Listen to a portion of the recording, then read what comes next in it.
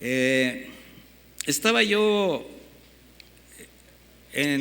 dudando del título y por otra parte creo que pudo haber sido ¿cómo esperar el regreso de Cristo? ¿Ustedes están esperando el regreso de Cristo? ¿Sí están convencidos de eso? Bueno, esa convicción nos tiene que llevar siempre a hechos, a que realmente la iglesia, nosotros, los redimidos, pues hagamos evidente esa convicción de que el Señor viene y viene pronto. Entonces vamos a analizar esto, vamos a estudiarlo en cómo estamos esperando el regreso de Cristo. En la primera carta de los Tesalonicenses, en el capítulo 4, versículo 16, dice: porque el Señor mismo, está hablando de Jesucristo, con voz de mando, con voz de arcángel, con trompeta de Dios, descenderá del cielo, y los muertos en Cristo resucitarán primero. Luego nosotros, los que vivimos, los que hayamos quedado, seremos arrebatados al Señor en el aire, y así estaremos siempre con el Señor. Por tanto, aliéntense los unos a los otros con estas palabras. Mire, Pablo estaba tan convencido del regreso del Señor que él tenía también ese anhelo de ser arrebatado.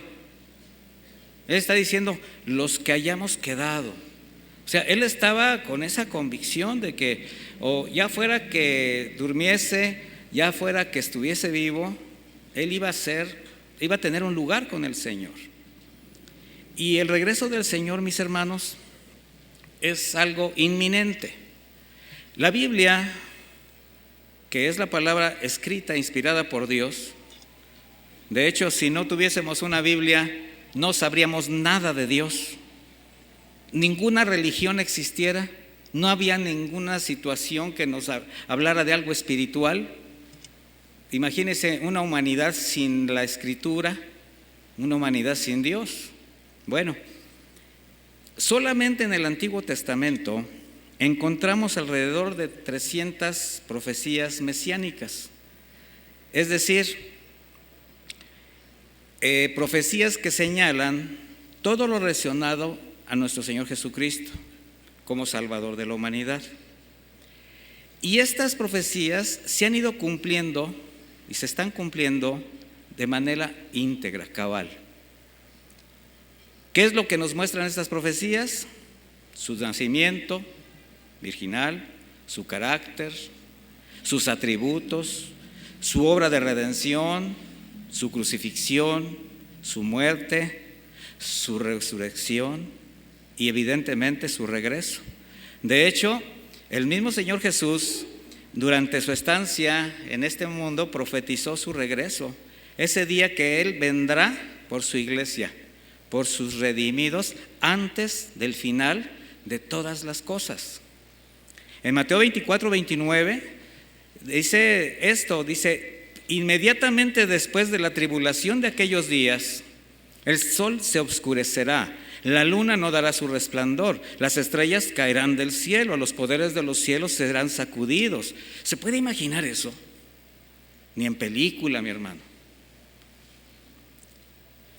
Entonces se manifestará la señal del Hijo del Hombre en el cielo, y en ese tiempo harán duelo todos los pueblos de la tierra, y verán al Hijo del Hombre viniendo sobre las nubes del cielo con poder y gran gloria. Un evento estremecedor. Y va a ser el más grande evento que se vaya a verificar desde que el Señor Jesucristo consumó la obra de redención para nosotros. Y este evento, este momento, bueno, bajo la decisión soberana del Padre, se habrá de cumplir en cualquier momento.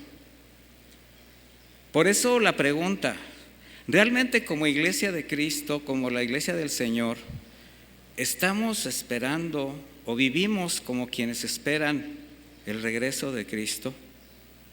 Porque mientras eso acontece, la iglesia, y me estoy refiriendo a los nacidos de Dios, a los redimidos, al cuerpo de Cristo establecido en la tierra, Bueno, nosotros tenemos que cumplir una misión. La primera misión es predicar el Evangelio, seguirlo extendiendo para que el mundo lo conozca.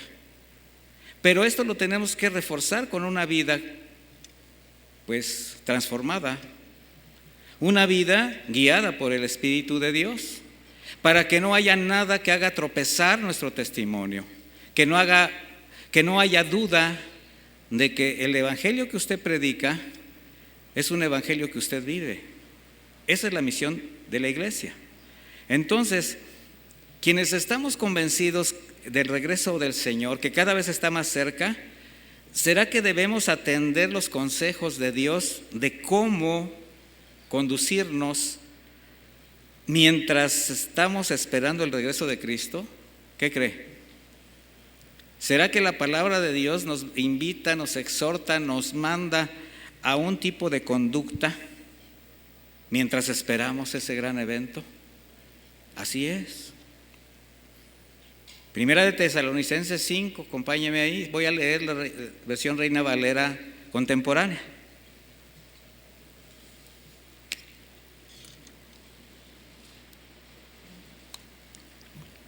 Llama la atención cómo este capítulo, que es cortito, pero comienza haciendo alusión a la segunda venida de Cristo y termina haciendo una alusión a la segunda venida de Cristo.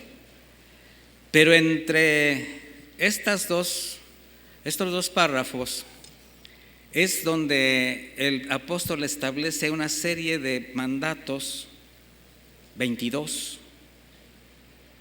de cómo conducirnos. Dice Primera de Tesalonicenses 5:1, en cuanto a los tiempos y las ocasiones, por ahí usted debe leer sazones, ahorita explico eso. Dice, no hace falta, hermanos míos, que yo les escriba. Ustedes saben perfectamente que el día del Señor llegará como ladrón en la noche, de repente. Cuando la gente diga paz y seguridad, le sobrevendrá la destrucción, como le llegan a la mujer encinta los dolores de parto, y no escaparán. Pero ustedes, hermanos, no viven en tinieblas, así como para que ese día los sorprenda como un ladrón, sino que todos ustedes son hijos de la luz e hijos del día. No somos de la noche ni de la oscuridad, así que no durmamos mientras los demás, como los demás, sino mantengámonos atentos y sobrios. Los que duermen de noche duermen, los que se embriagan de noche se embriagan. Pero nosotros los que somos del día debemos ser sobrios, ya que nos hemos revestido de la coraza de la fe y del amor y tenemos como yelmo la esperanza de la salvación. Dios no nos ha puesto para sufrir el castigo, sino para alcanzar la salvación por medio de nuestro Señor Jesucristo, quien murió por nosotros para que, despiertos o dormidos, vivamos unidos a Él. Por tanto, anímense y edifíquense unos a otros, como ya algunos lo hacen. Bueno, acerca de los tiempos y las ocasiones o las sazones, dice el apóstol, no tengo necesidad de que les escriba. Aquí al usar la palabra tiempo, usó el vocablo cronos, de donde se deriva la palabra cronología, que indica periodos de tiempo. Una época, una etapa puede ser muy extensa. Una época glacial es un periodo de tiempo que duró millones de años, ¿verdad? Pero la palabra sazones, que se traduce como ocasiones, bueno, determina espacios de tiempo para un acontecimiento, evento presente o corto plazo, inmediato. Así es como Pablo hace referencia al tiempo o la ocasión de la segunda venida de Cristo. Y dice, de eso no tengo necesidad de escribirles, porque él está confiando que la iglesia a la que él está dirigiendo esta carta, pues ha sido instruida al respecto. Así como nosotros hemos sido instruidos al respecto acerca del regreso de Cristo. Y dice, yo no tengo ya necesidad de estárselos recordando, porque ustedes ya lo saben. ¿Por qué la carta puntualiza esto? Porque ya había muchas versiones, ya se habían intrometido muchas doctrinas, falsos maestros, que hablaban incluso de que Cristo no regresaría o ya había regresado. Algo que a la fecha es muy común, vaya que se han levantado cientos de doctrinas. Ahora, lo que sí es una realidad es que quienes están convencidos del regreso de Jesucristo, ¿quiénes están convencidos del regreso de Jesucristo? Bueno, debemos permanecer alertas y preparados para recibirlo, ya sea que venga o nos lleve. ¿Sí está consciente de esto? O sea, el regreso de Cristo para nosotros es ya sea que venga o que nos lleve. Así que como iglesia tenemos que estar siempre ¿qué? Preparados. En el versículo 2 ya dice por qué tenemos que estar preparados. Porque ustedes mismos saben perfectamente bien. ¿Cómo puntualiza Pablo la certeza de que los tesalonicenses, la iglesia ya conoce esto? Que el día del Señor vendrá como ladrón de noche. Mire, Pablo usó una expresión literaria que se llama símil, y lo que está indicando es, con esta similitud, que si sabemos que un ladrón llega de manera inesperada a robar una casa o a alguien, pues no le avisa. ¿A quién han robado? ¿A quién le han robado adentro o fuera de su casa? Yo creo que a todos, ¿verdad? ¿Quién ha andado en una pecera y se suben y en un minuto adiós? Bueno, y el ladrón les está avisando, ahí te voy. Pues no, ¿verdad que no? Bueno, entonces quienes habitan un hogar, quienes tienen un recurso, un medio, pues tienen que estar alerta siempre, y más en el tiempo que vivimos. Bueno, así es como el apóstol está haciendo este símil. También el Señor vendrá por su iglesia de manera inesperada. Por tanto, tenemos que estar listos para recibirle, atentos. El mismo Señor dijo en Mateo 24:36, pero el día y la hora nadie la sabe, ni aun los ángeles de los cielos, sino solo mi Padre. Mire, esta aseveración muestra que al estar bajo la voluntad soberana de Dios, del Padre, es absurdo y aún blasfemo, insensato, como ciertas corrientes religiosas lo usan como un recurso, ya sea para favorecerse, causando dependencia, temor entre sus seguidores, que quienes al ignorar la palabra de Dios, ahí están. Y si tú no estás aquí, ya caminaste. Solo aquí te salvas. Solo la iglesia salva. Solo aquí fluye el Espíritu de Dios. O sea, ¿sí se han dado cuenta en esa absurda condición de muchas corrientes religiosas, incluidas muchas cristianas, ¿no? De hecho, algunos líderes espirituales cristianos, de manera irresponsable por presumir mucho conocimiento o ganar adeptos, causar sensacionalismo, tener más likes, esos dejan dinero, ¿verdad? Se atreven a dar fechas de su regreso. Yo recuerdo en una ocasión, hace muchos años, hay una corriente religiosa, los roselistas, que conocen ustedes como testigos de Jehová, son los que cada rato están poniéndole fecha al regreso de Cristo. Yo cuando menos me acuerdo de 4 fechas, y bueno, pues todas se les cebaron, porque solamente el Padre. En el año 2000, en el paso al 2000, no, ya sí se dio cuenta de esa psicosis que hubo en el mundo. No solamente ellos, muchos decían que el mundo se iba a acabar y cosas por el estilo. Yo recuerdo que un hermano muy amado, está con el Señor, un empresario cristiano, era muy sarcástico y tenía una comadre que tenía esa religión y le dice, compadre, acérquese al Señor, y bueno, tratándole de llevar a sus creencias. Y nada más le decía, comadre, ¿de verdad usted cree eso? Sí, estoy convencida. Ya se acaba, ya. ¿Cuándo se acaba? En año y medio. Ya en el 2000, era 1998 y medio. Y dice, oiga, comadre, mire, a mí siempre me ha gustado su casa. Está bien bonita su casa. Véndamela, se la pago bien de contado. Y se va a pasear por todas partes, ya se va a acabar el mundo. Y dice, oiga, compadre, ¿no que le voy a dejar a mis hijos? Por fin. O sea, allí estamos O sea, ¿a qué estamos jugando? Pues en algunos lugares, ¿no? Entonces, mis hermanos, no se puede, no se deje llevar por corrientes. Yo creo que usted ya no lo hace, ya está más instruido. Y dice el versículo 3, cuando digan paz y seguridad, esto es muy importante, entonces vendrá la destrucción de repente sobre ellos, como vienen los dolores sobre la mujer que da a luz. Y de ninguna manera escaparán. ¿Cómo vienen los dolores de parto, mis hermanas? Al principio, ¿cómo? Así como que ni cuenta me doy. Pero llega un momento en que no se escapan. Igual, ¿verdad? Principio de dolores. Jesús advirtió a los discípulos sobre esto cuando profetizaba acerca de las señales del fin. Y una de ellas habla de precisamente paz y seguridad. Cuando digan paz y seguridad. Sin embargo, aunque parece que el hombre busca y lucha por la paz, la realidad es que en el mundo cada vez hay menos paz, más corrupción y más conflictos en todo sentido. ¿Por qué? Porque lo que el Señor expresó fue que conforme avanzara el tiempo, la maldad aumentaría y las cosas se tendrían que ver cada vez más difíciles. Los líderes políticos, los líderes religiosos se levantan prometiendo una paz ficticia.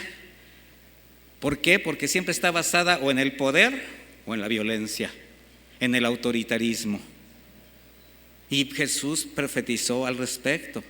En Mateo 24:4 Él dice, miren que nadie les engañe, porque muchos vendrán en mi nombre diciendo yo soy el Cristo. O sea, van a hablar de parte de Dios. Dios me dijo, Dios me reveló, tuve un sueño profético. Regálame tu casa para que yo ore por ti. Qué buen sueño. Yo ayer le decía a mi esposa, estaba soñando que me estaban presentando un pagaré que firmé hace 30 años. Bueno, que nunca presenté. O sea, en mi sueño un amigo me decía, oye, tú me debes. Y yo decía, ¿qué te debo? Y yo lo veía a él bien joven y yo me veía ya como estoy. Entonces, pero vamos, mis hermanos, y engañarán a muchos. Ahora sí vienen las cosas reales. Oirán de guerras. ¿Qué tal cómo andamos? Y rumores de guerras. ¿Qué se avecina? Nada más hay que darle una vuelta al otro lado del océano. Medio Oriente, Europa y lo que viene. Pero dice, miren que no los turben. O sea, no se tienen por qué espantar. Porque es necesario que esto acontezca. Entonces, ¿es necesario que suceda lo que está sucediendo? Sí, pero todavía no es el fin. Porque se levantará nación contra nación, reino contra reino. ¿Está sucediendo? Sí. ¿Habrá hambre? ¿Hay hambre? Estamos hablando de la hambruna mundial, estamos hablando de la escasez, estamos hablando del deterioro comercial. Terremotos por todas partes, o sea, fenómenos naturales. ¿Está sucediendo? Sí. Pues estas cosas son principio de dolores. O sea, apenas estamos empezando. Principio de dolores, pero suficientes para llevar a quienes no están bien fundamentados en la fe, que no están afirmados en sus convicciones, convencidos de su salvación y destino eterno. Pero si me muero, si se acaba, ¿a dónde vas? ¿Cuál es tu certeza? ¿Acaso te vas a llevar la casa que compraste, el traje que te acabas de comprar ayer, la chamarra Calvin Klein? ¿Así se dice? No te vas a llevar nada. O sea, pero a muchos estos principios de dolores, algunas circunstancias son suficientes para dejar el camino, para debilitarse en su amor por Cristo, incluso a apostatar de la fe. Y es lamentable verlo en muchos lugares, mis hermanos. Por tanto, si la seguridad de la redención que tenemos en Cristo, es decir, si la gracia y misericordia de Dios no conducen a su iglesia, no conducen a los creyentes a una vida consagrada a Él, que es lo que Él está buscando de sus hijos, Su percepción de la obra de Cristo en sus vidas está muy desviada, o siguen contaminados por los argumentos del mundo. Todavía hay deficiencias de convicción. Todavía es fácil pisar el mundo, todavía es fácil hacer las cosas que no son gratas al Señor. Estamos hablando de cómo estamos esperando el regreso de Cristo. Por eso Pablo dice en el versículo 4, pero ustedes hermanos, nos está hablando a nosotros, ¿usted es hermano de Pablo? ¿De Pablo el apóstol? Bueno, sí. Dice, ustedes hermanos no están en tinieblas como para que aquel día los sorprenda como un ladrón, porque están bien atentos. Dice, todos ustedes son hijos de luz, hijos del día, no somos hijos de la noche ni de las tinieblas. Entonces, él tiene una certeza, los hijos de Dios no tenemos el entendimiento velado por las ofertas del mundo, por sus seducciones, ni el corazón entenebrecido por el pecado. Antes buscamos la santidad, la paz. No tenemos temor de ser tomados por sorpresa cuando el Señor regrese.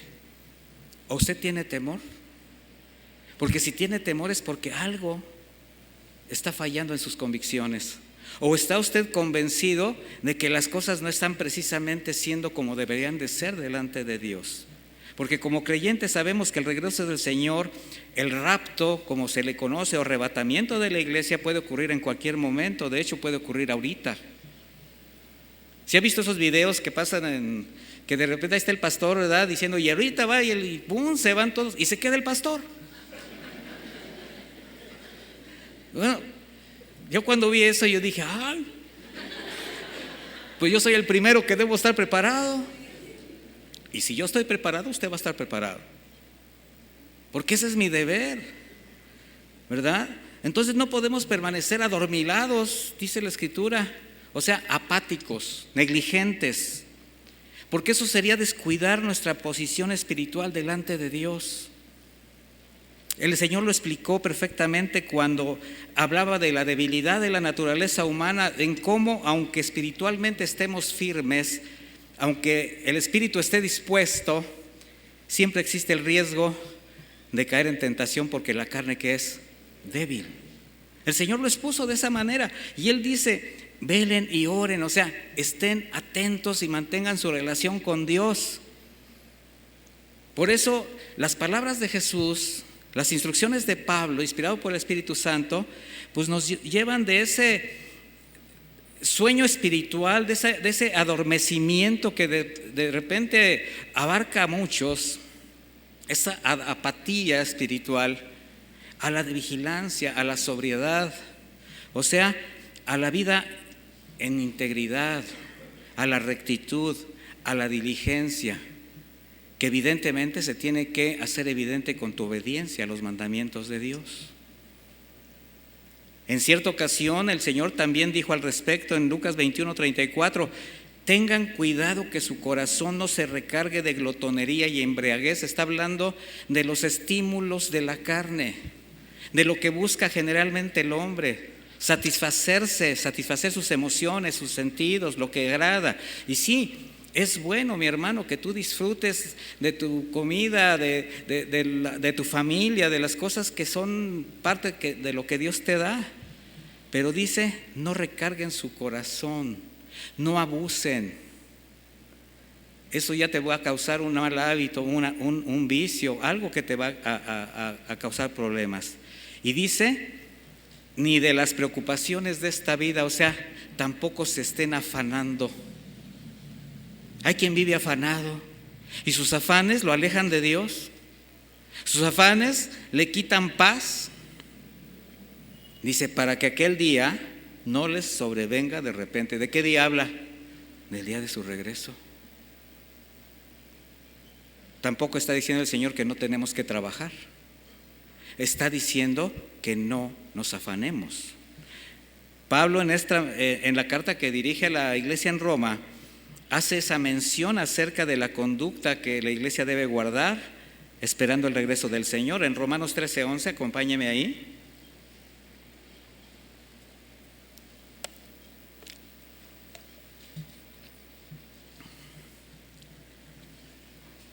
Romanos 13:11, ¿ya lo tiene?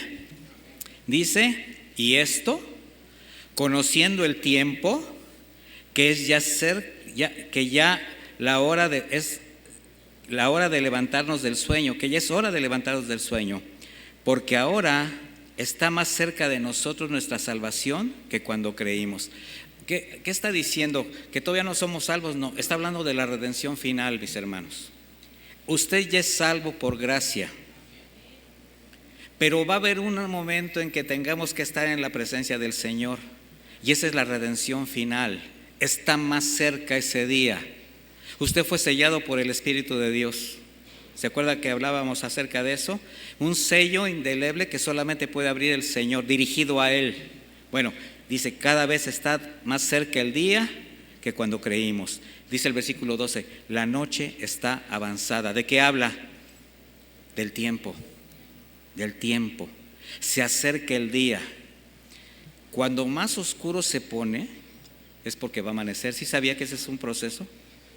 Ahorita cada vez las cosas están más oscuras. Dice, entonces desechemos pues las obras de las tinieblas, o sea, aquello que usted sabe no debe hacer, aquello que sabe que es pecado, aquello que lo va a apartar del Señor. Desechemos pues las obras de las tinieblas, vistámonos las armas de la luz. Está hablando haciendo alusión a esa armadura que vemos en Efesios, que estudiaremos próximamente. Dice, andemos como de día, honestamente. Entonces, uno de los rasgos de la vida cristiana, que es la honestidad, la honradez, no en glotonerías, no en borracheras. Fíjese, en esta carta igualmente acaba de hacer alusión a lo que dijo en los tesalonicenses.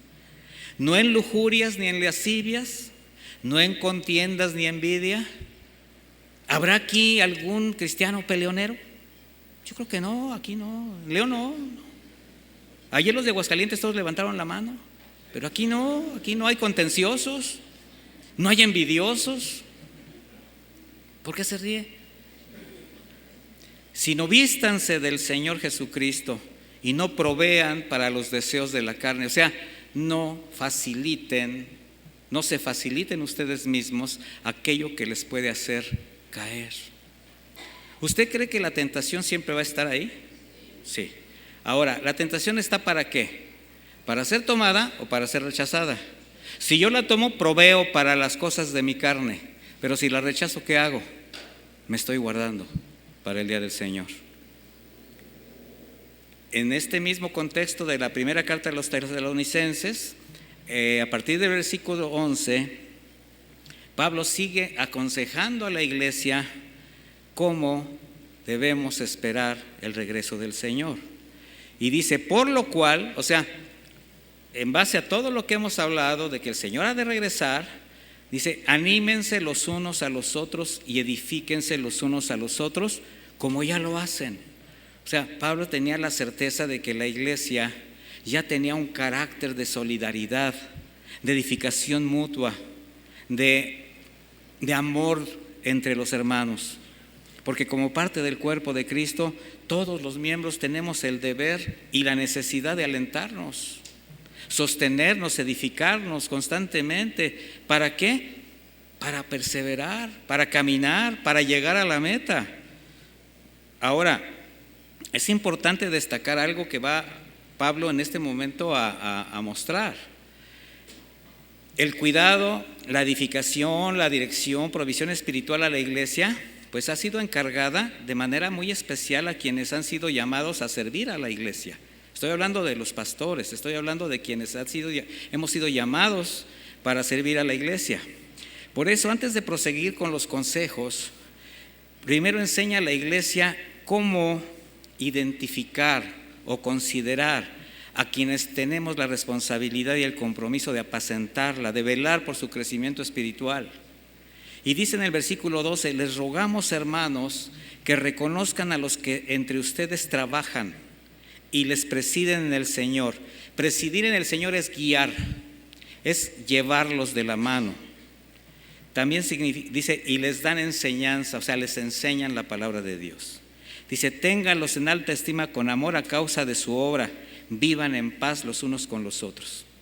Pablo lo primero que está haciendo es exhortar a la iglesia a reconocer, esto es, a identificar a quienes sí trabajan en este momento. Bueno, él está hablando a una carta a los tesalonicenses, bueno, está exhortando a la iglesia a los que sí trabajaban fielmente en la obra encomendada. ¿Qué indica? Que ya desde aquellos tiempos había quienes no cumplían con fidelidad el ministerio al que habían sido llamados. O sea, la Escritura es muy cuidadosa en establecer bien las obligaciones, el compromiso de quienes estamos para servir a la iglesia, pero también establece muy bien la manera como la iglesia tiene que reconocer el trabajo de estas personas. Entonces dice, para quienes sí eran siervos probados, hace un ruego de tenerlos en estima, en amor, apreciando su trabajo en la obra, para que fueran tratados con respeto, para suplir sus necesidades. En 1 Timoteo 5:17 dice, los ancianos que gobiernan bien, hablando de pastores, hablando de maestros, hablando de evangelistas, esa es la palabra, anciano es presbítero. Dice, sean tomados como dignos de doble honor, mayormente los que trabajan en predicar y enseñar. ¿Qué es doble honor? Doble honor es respeto y lo que hablábamos la vez anterior acerca de que el siervo es digno de su salario. Ese es el doble honor. Habla de respeto, habla de sostenimiento. Entonces, quien sirve al Señor apacentando a la iglesia, ¿cómo lo tiene que hacer? Con una vida identificada por su consagración personal. Ustedes tienen que ver el resultado de la conducta de su pastor. Hay quienes dicen, no juzgues al ungido de Dios. No, mi hermano, sí. En primera, el ungido de Dios es Jesucristo. Y aquí está hablando de siervos. Entonces, al siervo sí tienes que ver el resultado de su conducta. Eso dice la Escritura. ¿Por qué? Porque así es como lo vas a identificar. Con dedicación pues su dedicación a la enseñanza de la palabra, guiándolos por el camino de la fe, cuidándolos de los depredadores, de las falsas doctrinas, guardando el orden dentro de la iglesia para evitarles confusión, incertidumbre, o sea, todo lo que hacemos en este caso. De hecho, Hebreos 13:17 dice, obedezcan a sus pastores y respétenlos. Dice, ellos cuidan de ustedes porque saben que tienen que dar cuentas a Dios de ustedes. Mire, esto es algo que nosotros tenemos que tener tan claro, porque es un privilegio servir al Señor, pero una gran responsabilidad. Yo no solamente voy a dar cuentas de mi propia vida y de mi familia, también tengo que dar cuentas de cómo me desarrollé como pastor, cómo los guardé, cómo les enseñé, cómo me preocupé por darles la palabra que los pudiera llevar a afirmar su fe, a terminar la carrera juntos. Dice, así ellos cuidarán de ustedes con alegría y sin quejarse. De lo contrario, no será provechoso para ustedes. Imagínense un pastor que se la pasa pidiendo, que se la pasa enojado, que se la pasa molesto porque no le funciona la iglesia como negocio. Por eso se la pasan pidiendo. De verdad se lo digo. Pregúnteme si yo les sirvo a ustedes con alegría y estoy bien contento. ¿Sí? Porque mi placer es servir al Señor y Él me ha puesto a apacentar a su iglesia. Y así tenemos que hacerlo. Por eso termina con la frase, tengan paz, o sea, vivan en paz entre ustedes. ¿Por qué? Porque cuando se guarda el orden, cuando se recibe la guía y la disciplina, puede haber paz, armonía y crecimiento en la iglesia. O sea, si hay una relación perfecta, completa, de armonía, de trabajo entre el liderazgo ministerial de una iglesia y los que se congregan, ¿cómo cree que va a ser el crecimiento de esa iglesia? Va a ser un buen crecimiento. Por eso después enseguida dice en el versículo 14, también le rogamos, hermanos, que le llamen la atención a los ociosos. Son palabras que nos resultan a veces comunes, pero le voy a decir qué implican. Este amonestar a los ociosos viene enseguida de tener paz entre todos, si se da cuenta. ¿Por qué? Porque son los ociosos, o sea, los indisciplinados, aquellos que no llevan el paso con la iglesia. se está refiriendo a los que solamente desean caminar bajo sus condiciones, bajo sus justificaciones y argumentos, aunque desobedezcan a Dios. Esos que dicen, bueno, así dicen ellos, pero yo digo esto, ¿verdad? Son los que contaminan, son los que causan divisiones, son los que llegan a ser un lastre para la iglesia, para sus hermanos. ¿Por qué? Porque son ociosos, son desordenados. Aquellos que debido a sus intereses o caprichos injustificables se muestran incluso ajenos al propósito de la iglesia. No se comprometen, no trabajan, no apoyan, pero sí critican, juzgan. Incluso juzgan a quienes quizás sin muchos talentos, pero proponen su vida para servir al Señor. Mire, hay muchos que ven a los hermanos que empiezan y, ay, sí, mira tú, ya tú muy consagrado. O empieza a decir, ¿y por qué él está ahí y yo no? O sea, empieza a ver ciertas cosas que no son del cuerpo de Cristo, no van con el carácter cristiano. A eso les llamo ociosos. De tal manera que la amonestación a los ociosos es para hacerles entender lo que Dios también les está demandando a ellos, para que se pongan a cuentas. Y si han de servir a la iglesia y si han de cambiar su conducta para hacer testimonio, que lo hagan conforme a lo que el Señor estableció en su orden, que dejen de ser ociosos y desordenados. Lamentablemente, cuando el corazón se endurece, se pierden las bendiciones que implica pertenecer a la iglesia, mis hermanos. A veces hay hermanos que son tan ajenos a la misma iglesia que se conforman con establecer una especie como de rutina religiosa sin conocer a sus hermanos, sin fraternizar, sin participar, cuando a lo que venimos aquí no solamente es a escuchar la palabra y a adorar juntos, también estamos junto con aquel que te dice, ¿cómo estás, mi hermano? ¿Puedes orar por mí? Por eso tenemos los grupos de oración. Bueno, dice enseguida que animen a los de poco ánimo.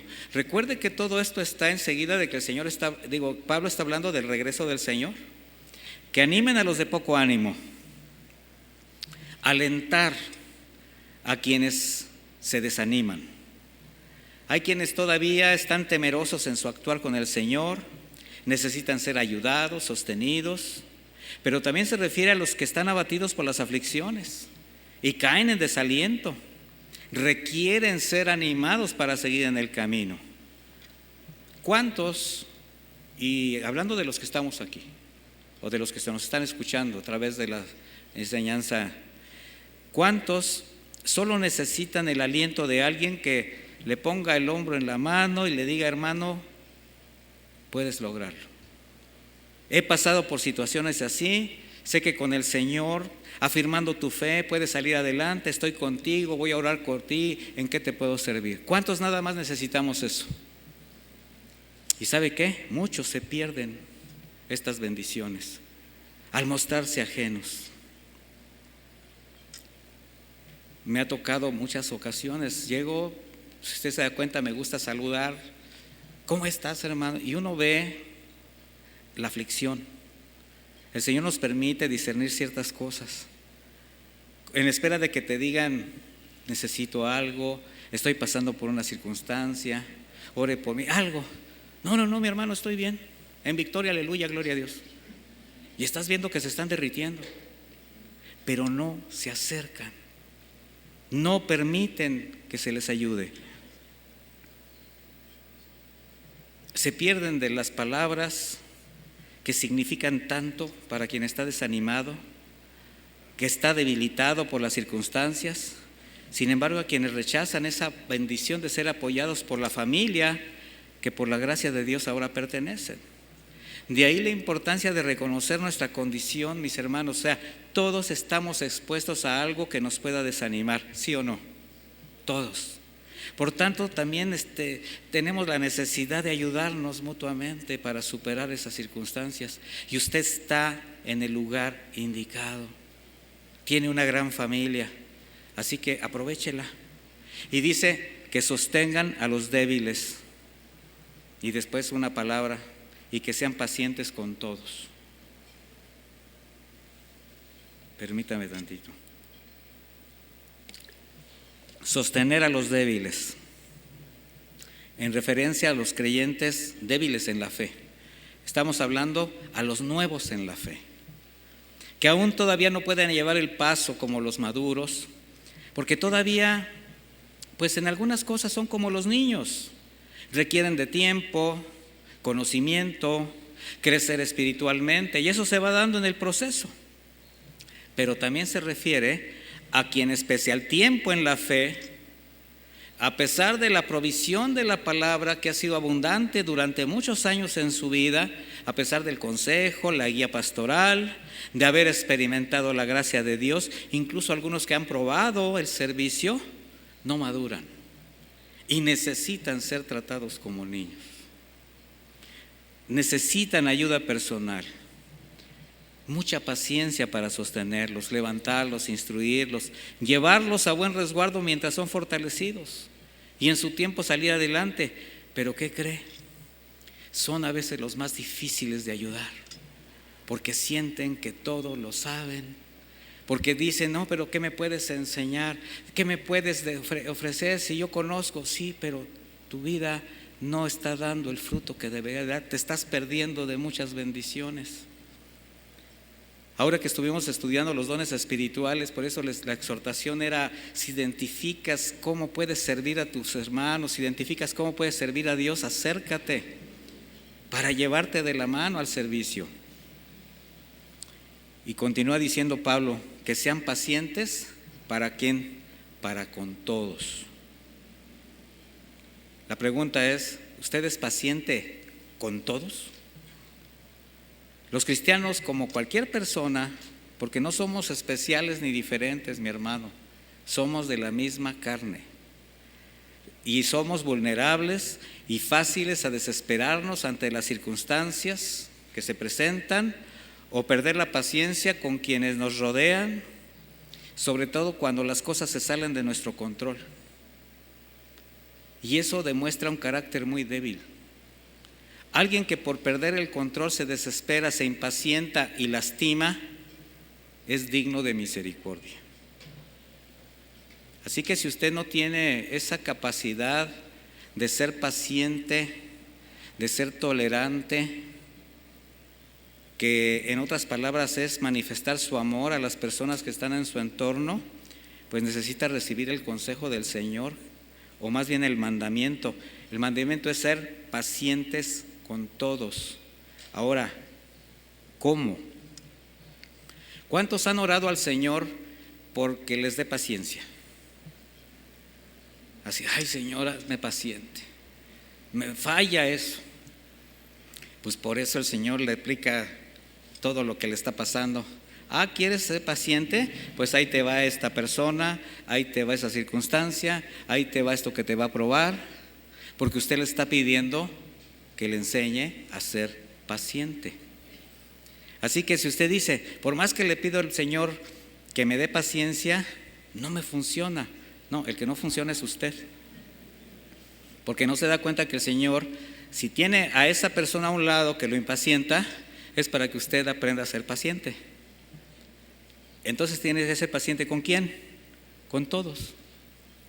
Algo difícil de mantener en nuestras actividades diarias: trabajo, escuela, con la familia, con los amigos, creyentes o no, pero sobre todo cuando la gente es conflictiva, cuando la gente deliberadamente de alguna manera nos molesta o nos quiere lastimar o se quiere aprovechar de nosotros. Bueno, con esa gente tiene que ser usted paciente. Mire la cara que ponen todos así, casi me desmayo. Nada más aplíquelo. No se trata de que cuente hasta 10. Se trata de que tenga usted la capacidad de tener ese aplomo para decir: en este momento voy a dejar que las cosas sean porque Dios las está permitiendo. A ver, ¿por qué pasó esto? ¿Por qué está sucediendo aquello? Explícame. Le va a funcionar, mi hermano. Recuerde que estamos hablando del carácter que el Señor está formando en nosotros mientras le esperamos. Sí, ya sabemos que en la mayoría de los casos es muy difícil controlar el temperamento y ser pacientes. Sí, mi hermano, yo sufro de lo mismo que usted, somos de la misma carne. Pero si Dios nos manda a ser pacientes con todos, ¿qué necesitamos hacer? Obedecerlo. Tratar de controlar nuestro temperamento, procurarlo. Pero si lo va a hacer en sus fuerzas, jamás lo va a lograr. Tiene que ser con la ayuda de su Espíritu, del Espíritu de Dios. Póngase en las manos del Señor y no le pida que lo haga paciente. Pida que transforme su carácter. Porque siempre que queremos que alguien sea, cuando se nos está exigiendo paciencia, lo primero que queremos es que las personas cambien su manera de ser. Y yo le digo, el que debe cambiar es usted. Entonces, primero cambie usted y el resultado de su cambio le va a dar a usted ya una luz en el camino para seguirle. Ya no le puedo decir más. Pero ¿quién es el que tiene que procurar esto? Cada uno. Enseguida dice el versículo 15, miren que nadie devuelva mal por mal. ¿Por qué? Porque esto es muy común cuando se tiene impaciencia. ¿Cuándo es cuando tú devuelves mal por mal? Cuando no estás dispuesto a perdonar. Cuando tú sientes que lo que te hicieron fue tan grave que no puede ser perdonado y en lugar de perdonar tratas de hacerle daño a esa persona. La ley del talión. ¿Sí sabe lo que es la ley del talión? Ojo por ojo, diente por diente. ¿Verdad? Considerar que todo lo malo que te sucede, que todo lo que sufres por parte de alguien fue intencional, ese es un grave error, porque todos somos sujetos a error. Tú mismo eres sujeto, estás te equivocando constantemente. Pero te aseguro que tú sí quieres que los demás sean pacientes contigo, te consideren, y que si haces algo malo no te devuelvan el mal, sino que te comprendan. ¿Sí no es lo que quieres? ¿Sí o no? Como que esto está llegando profundo. Bueno, mi hermano, si entendemos que el Señor simplemente está permitiendo lo que te está sucediendo para probar nuestro carácter, vas a entender por qué las cosas no cambian. El Señor lo permite, el Señor te está probando a ti, no está probando a la otra persona. Y si lo veo del lado de la otra persona, lo está probando a ella y no te está probando a ti, nos está probando a todos. Entonces, quien dice, yo no puedo perdonar, ¿será que realmente lo que no quiere es perdonar? ¿Qué cree usted? ¿Es no puedo o no quiero? No quiero. Ahí cambian las cosas.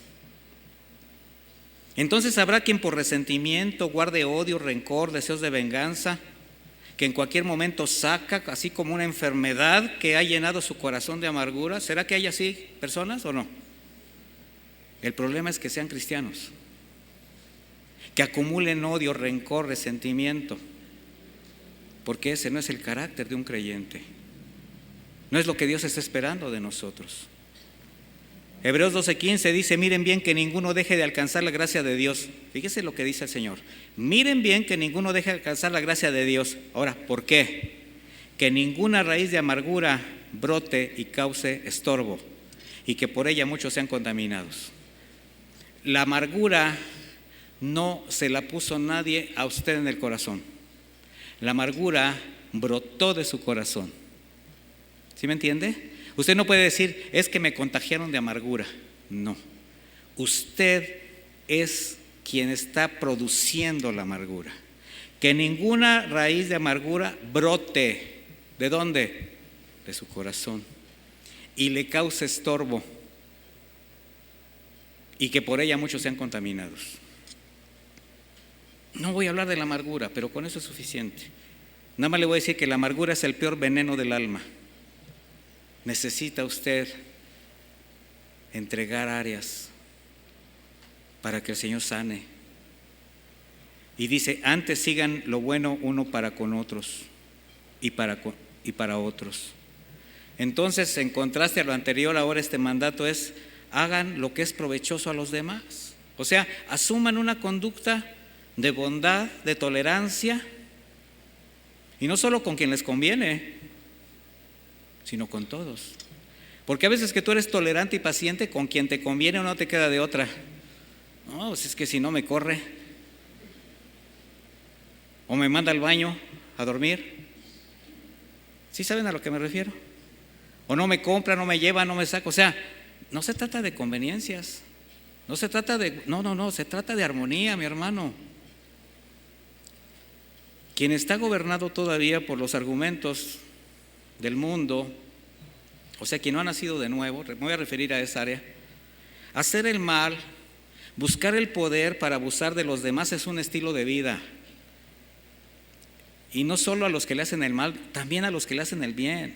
Esa es la ley de la selva, es la ley del mundo, del más fuerte, mis hermanos. De ahí venimos muchos, o todos.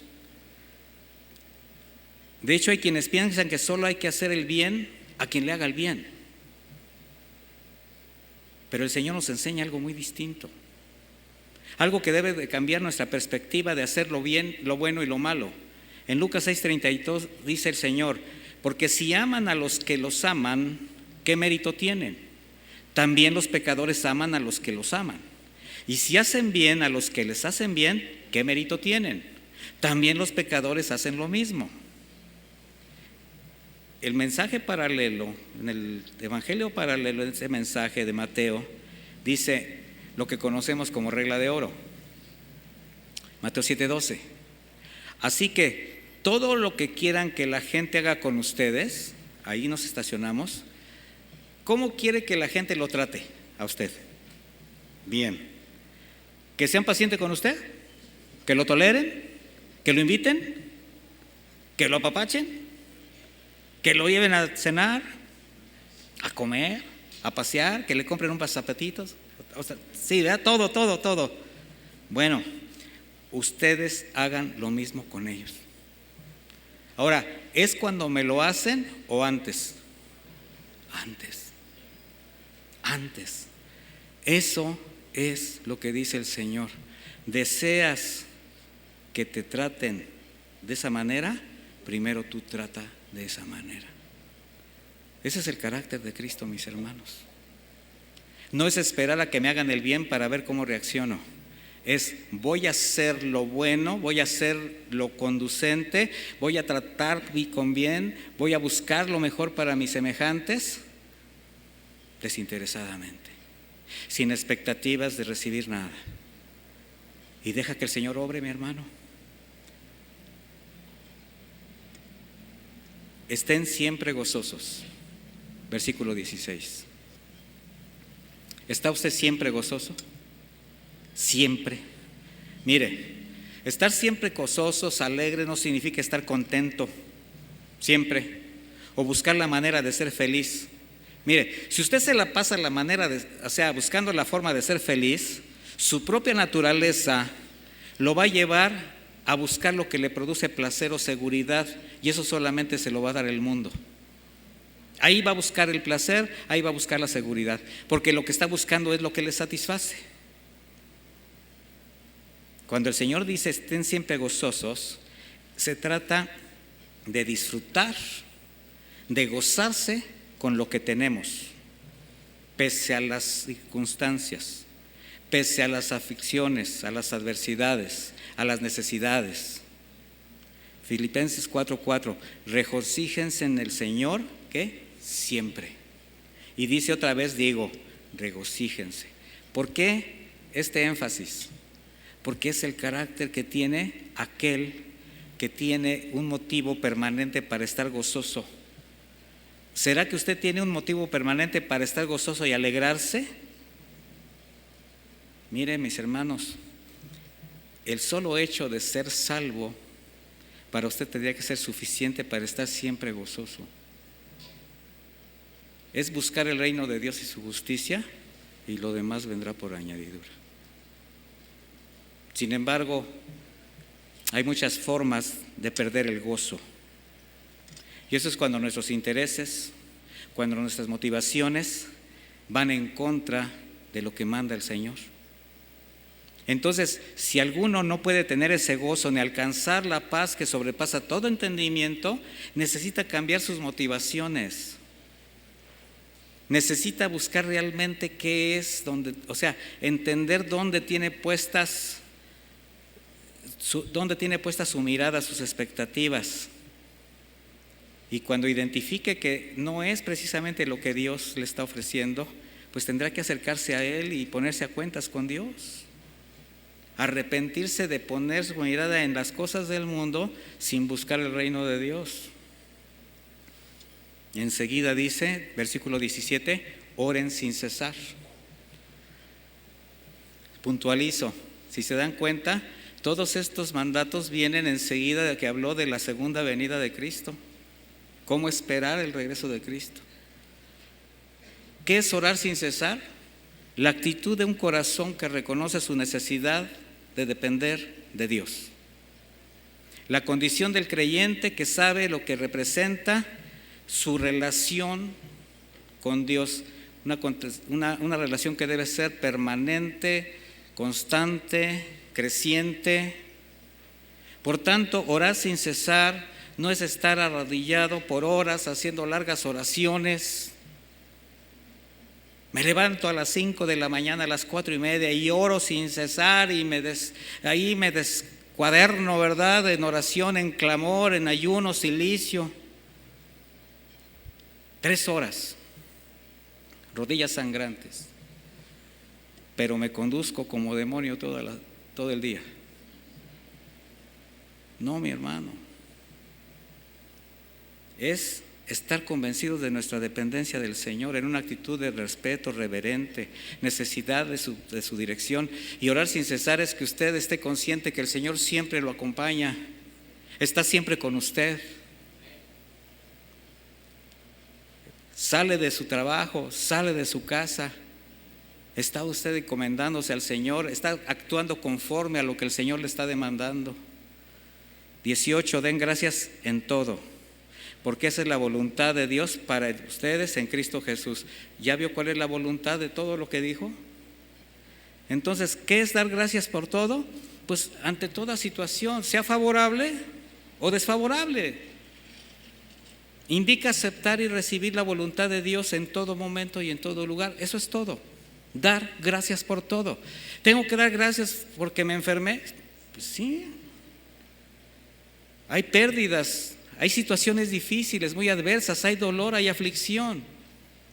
Pero finalmente el Señor se glorifica, el Señor da salidas. Y cuando usted ve la salida de Dios se da cuenta del porqué de las aflicciones, el porqué de las pruebas. Muchos nos preguntamos, ¿cuál es la voluntad de Dios para mi vida?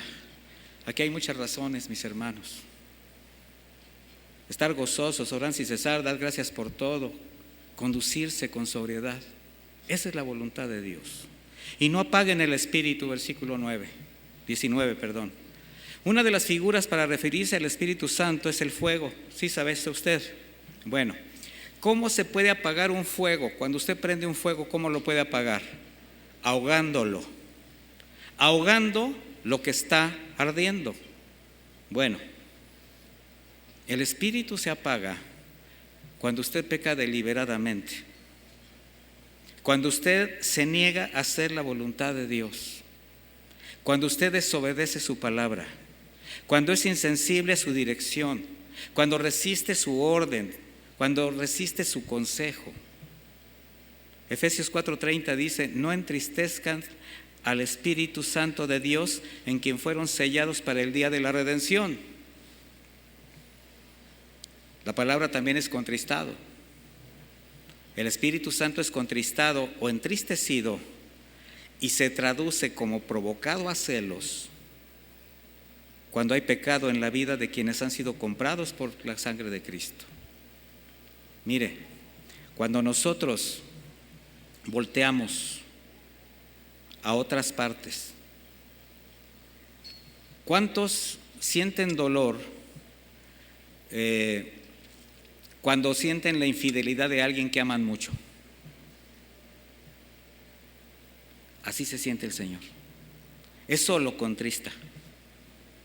Apagan el espíritu. el Señor simplemente se hace de lado. Termina diciendo, no menosprecien las profecías. Le voy a explicar qué significa esto. Nosotros tenemos la palabra profética más seguro que se llama Biblia. No menospreciar las profecías es no menosprecien la palabra de Dios. No la consideren como algo superficial, como algo religioso, no. Jamás la comparen con los argumentos del mundo. No la pongan al nivel de los pensadores, con los filósofos, los líderes de este siglo. Eso es menospreciar las profecías, es menospreciar la palabra de Dios. Hay pastores que acabo de escuchar a tal autor y si viera qué bonito habla y dice, sí, pero está dentro de lo que dice la palabra de Dios. No, pero se escucha muy bonito. El diablo habla bonito. El diablo es seductor. Tenga cuidado con lo que escucha. Tenga cuidado lo que lee.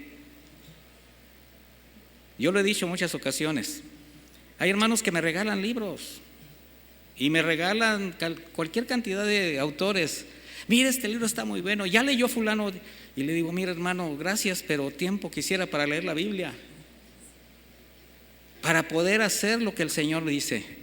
No estoy menospreciando a un autor, no menosprecio pues el trabajo de alguien que inspirado por Dios puede dar un buen consejo. Pero necesito aprender primero a valorar la Escritura. Entonces no seamos indiferentes a la enseñanza siempre y cuando sea conforme a la palabra de Dios, sin manipulaciones, porque ese es el problema de las autorías. Todos los libros, todas las literaturas van a tener la esencia de quien lo escribe. Aunque sean cristianos, van a llevar su toque, su doctrina, lo que cree. La única doctrina sana viene del corazón de Dios, mis hermanos. Entonces, mis hermanos, nosotros no menospreciemos la Escritura. Es la palabra inspirada por Dios para nuestro beneficio. Por eso es muy lamentable ver iglesias cristianas, se lo digo, a quienes ignorando la palabra o aún sin ser creyentes están involucrados en la enseñanza y hasta se atreven a levantarse como maestros o pastores. Esa es una gran irresponsabilidad y menosprecian la palabra de Dios. Por eso continúa diciendo, examínenlo todo, retengan lo bueno. Examinarlo todo. Mire, Pablo usa una palabra, un vocablo, anacrisis. Y este era un término legal entre los griegos que indicaba una investigación a fondo, exhaustiva, para reunir las evidencias que se le daban a un juez para que pudiera juzgar. Así que imagínense qué clase de investigación tenía que ser, algo profundo. Bueno, el Señor dice, examínenlo todo. Debemos aprender a desarrollar el discernimiento, mis hermanos. Por ello, de examinar cuidadosamente lo que escuchamos, sometiéndolo a prueba, pero a través de la Escritura. ¿Se acuerda de lo que habla la Biblia acerca de los de Cloé? Que primero se fijaron lo que decía Pablo con las Escrituras y después dijeron, sí, es cierto, Pablo, estás hablando conforme a la Escritura. Bueno, lo voy a decir una vez más porque no es la primera vez que lo digo. Usted tiene no solamente el derecho, sino el deber de examinar lo que escucha desde que se dice en este púlpito. Y si usted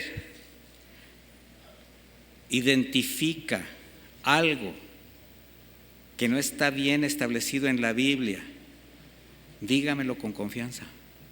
Yo no tengo por qué molestarme, al contrario, se lo voy a agradecer mucho, porque una de dos, o me emocioné tanto que dije algo mal, o estoy equivocado y lo tengo que reconocer y tengo que quitar ese error porque se lo dije a la iglesia y mi deber es cuidar a la iglesia.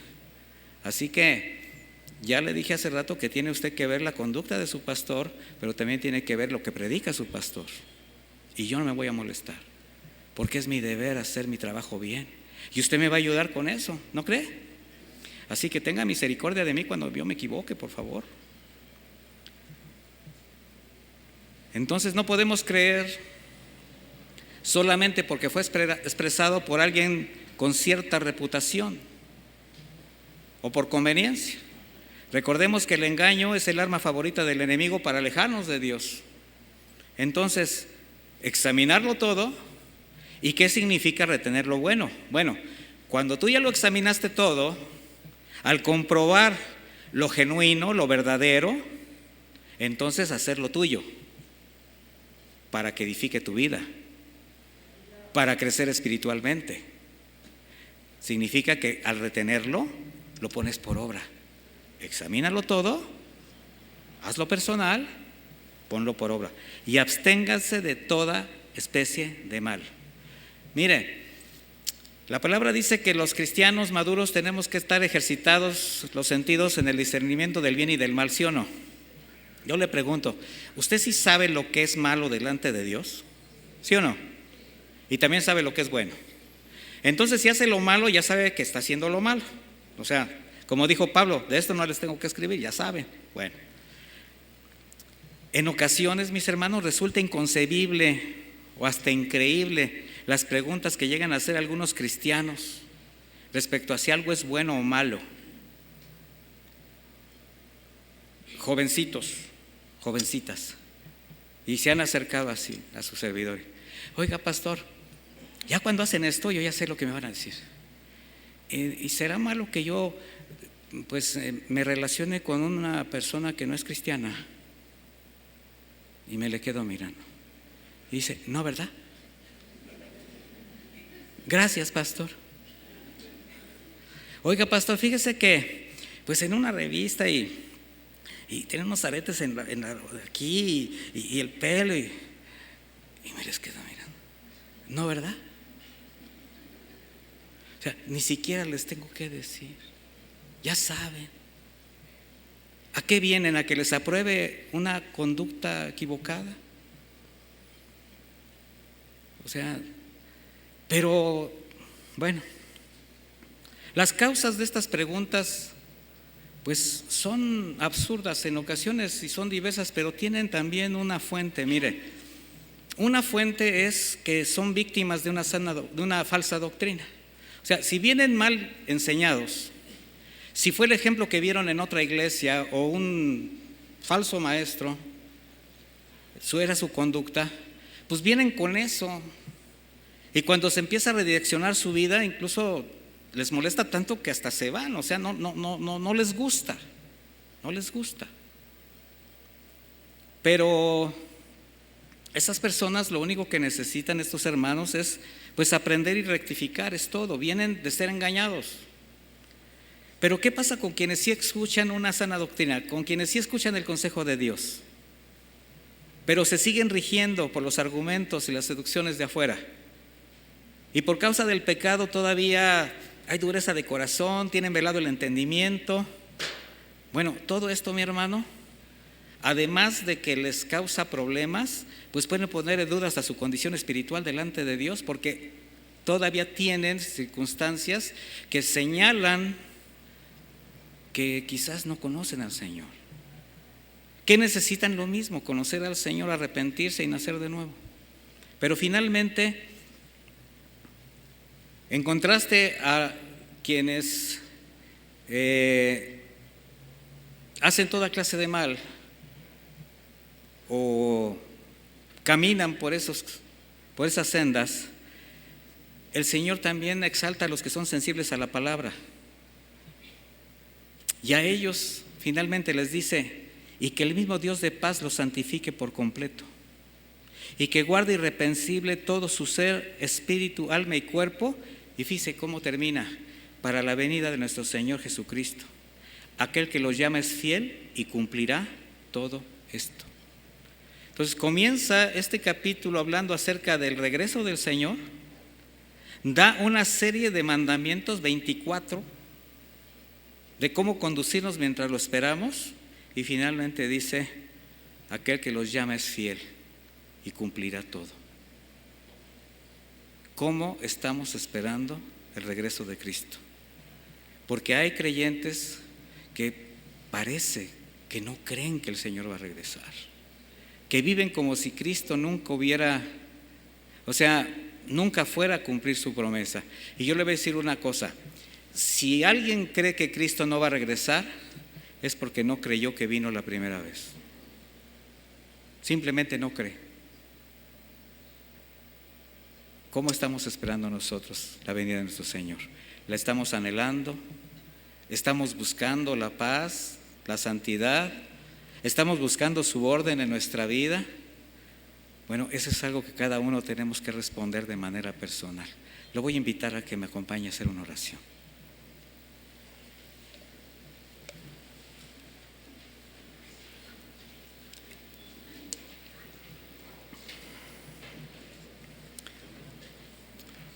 Todas estas palabras que hemos escuchado, estos mandatos del Señor a través de Pablo, pues nos estimulan, mis hermanos, a depender cada vez más del Señor para desarrollar nuestra integridad espiritual, para ser completados en este proceso, porque como iglesia nuestro mayor anhelo es estar con Él por toda la eternidad.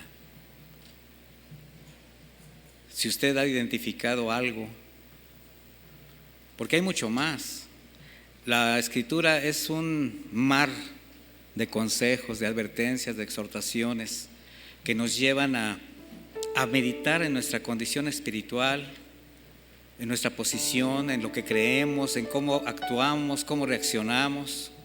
Y el Señor constantemente nos está señalando áreas de nuestra vida que siguen formando parte de nuestra, pues del carácter, y que no es precisamente lo que el Señor quiere, no es precisamente lo que el Señor desea, no es precisamente lo que a usted le va a permitir esa paz que necesita para su caminar como creyente.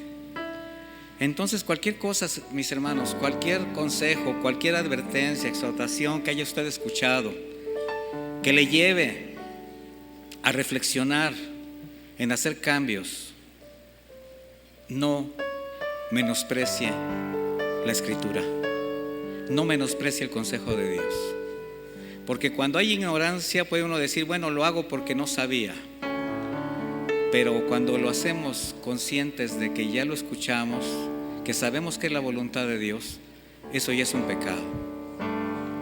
Así que limpie su vida, mi hermano, limpie su corazón, porque eso es lo que hace el Señor. Mientras Él regresa a través de su Santo Espíritu, de su palabra, nos corrige, nos redirecciona, nos ordena, porque nos está llevando de la mano, porque no sabemos el día que Él regrese. Bendito Padre, te damos muchísimas gracias por tu palabra, por ese cuidado que tienes para con tu iglesia, Señor, que nos da la oportunidad de vivir como tú deseas, Señor, porque tú estás formando una iglesia, la estás limpiando, la estás purificando, esa iglesia, esa novia a la que tú estás santificando, por la que diste tu vida. Así que, Señor, gracias, porque queremos llegar con nuestra lámpara encendida. No queremos ser como esas doncellas negligentes que descuidaron el aceite. Para nosotros significa ahogar el espíritu, desaprovechar tantas oportunidades que nos das, rechazar tu dirección, menospreciar tu consejo. Pero queremos, Señor, que nuestra lámpara esté llena, esté encendida, y venimos a comprarla, venimos a comprar ese aceite de quien lo tiene, que eres tú, Señor, la fuente de la sabiduría, del amor. Así que, Señor, muchísimas gracias. Y aquí como iglesia, Señor, trata con cada uno de nosotros. A través de tu palabra, tú en este momento has hablado al corazón de mis hermanos, y cada uno tendrá que responder conforme lo que su conciencia, su corazón le dicte. Y lo único que te pido es que tu Espíritu Santo los lleve al arrepentimiento, al cambio de conducta, a la decisión de la purificación personal, porque así queremos llegar el día de tu regreso, Señor. Así que muchísimas gracias, Señor, y nos dejamos en tus manos, bajo tu dirección, en el bendito nombre de Jesús. Amén. Que Dios les acompañe, mis hermanos.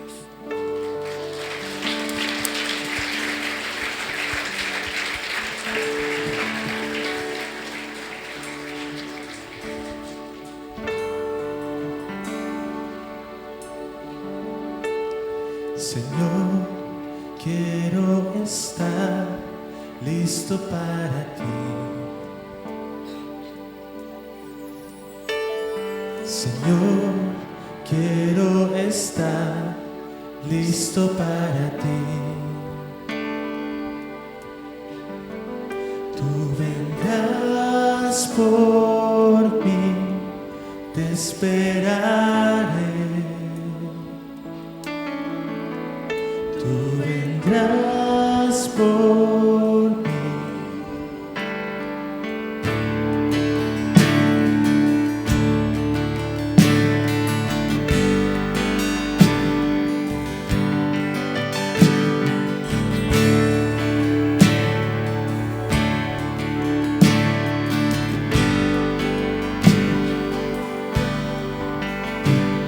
Señor, quiero estar listo para ti. Señor, quiero estar listo para ti. Tú vendrás por mí, te esperaré. Tú vendrás por mí. Ven, Señor, límpiame, una novia pura. Yo quiero ser, santifícame, transfórmame. Ven, Señor, límpiame, una novia pura. Yo quiero ser, santifícame, transfórmame. Viviendo en santidad, te esperaré, te esperaré.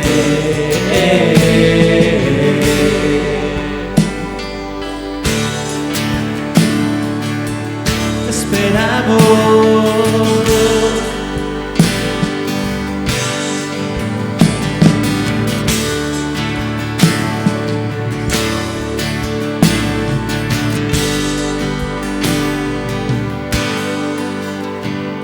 Señor, quiero estar listo para ti. Señor, quiero estar listo para ti. Tú vendrás por mí, te esperaré. Tú vendrás por mí. Ven, Señor, límpiame, una novia pura.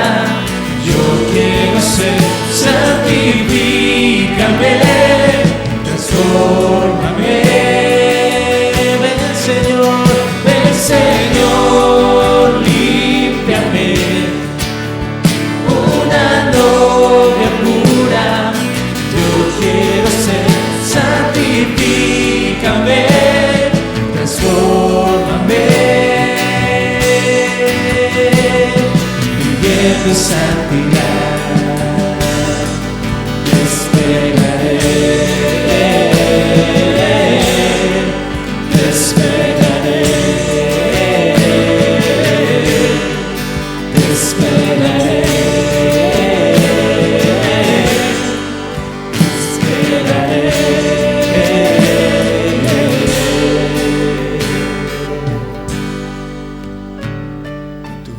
vienes por tu iglesia en gloria y majestad, por una iglesia pura que vive en santidad. Tú vienes por tu iglesia en gloria y majestad, por una iglesia pura que vive en santidad. Ven, Señor, límpiame, una novia pura, yo quiero ser. Santifícame, transfórmame. Ven, Señor, límpiame, una novia pura, yo quiero ser. Santifícame, transfórmame, viviendo en santidad. Te esperaré, te esperaré, te esperaré, Señor. Te esperaré, Señor, ven, te esperaré, Señor, ven, te esperaré, Señor, ven, te esperaré, Señor, ven, te esperaré, Señor, oh, ven, ven.